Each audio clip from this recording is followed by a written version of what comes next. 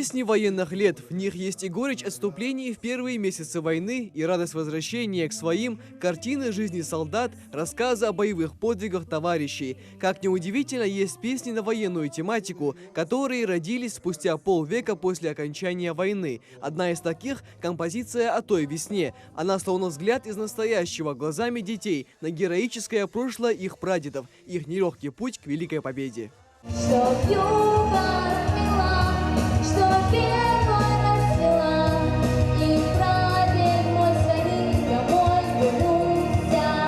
Ученица 6 класса Даяна Татриева с гордостью исполняет музыкальную композицию «Алеша», которая стала одним из символов Великой Победы. На написание этой песни авторов вдохновил рассказ о том, как в сентябре 1944 года жители болгарского города Пловдив вышли с цветами встречать своих освободителей. Один из солдат тогда сказал, что пока его руки смогут держать оружие, розы больше никогда не будут испачканы кровью. Народная память сохранила и имя солдата – Алеша.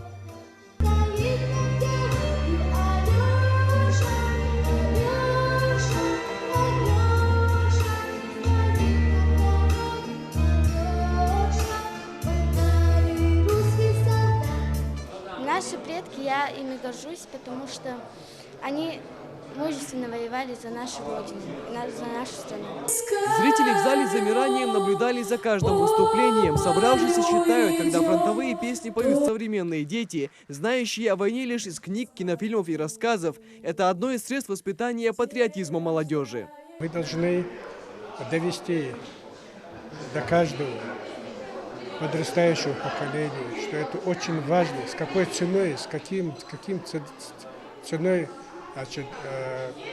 добились этой победы. Мы должны воспитать свое подрастающее поколение патриотическому воспитанию. Значит, это очень важно.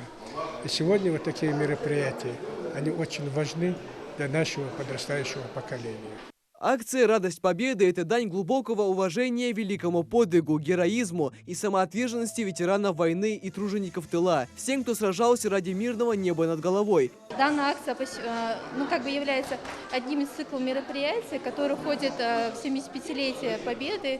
То есть это впервые проходит у нас. Усердно проводилась подготовка. Наставники, участники подготовили свой цикл военно-патриотических песен, чтобы все участники, все наши приглашенные зрители смогли пережить, почувствовать настроение того 9 мая, который был в 1945 году. А затем всех зрителей пригласили принять участие во всероссийском флешмобе «Голубь мира». Достаточно любым способом создать фигурку голубя на месте. Участием в акции каждый выражает важность мира для всей планеты. То, как мы будем беречь мир ради себя и ради будущих поколений. Михаил Тангиев, Магомед Даскиев, Новости 24.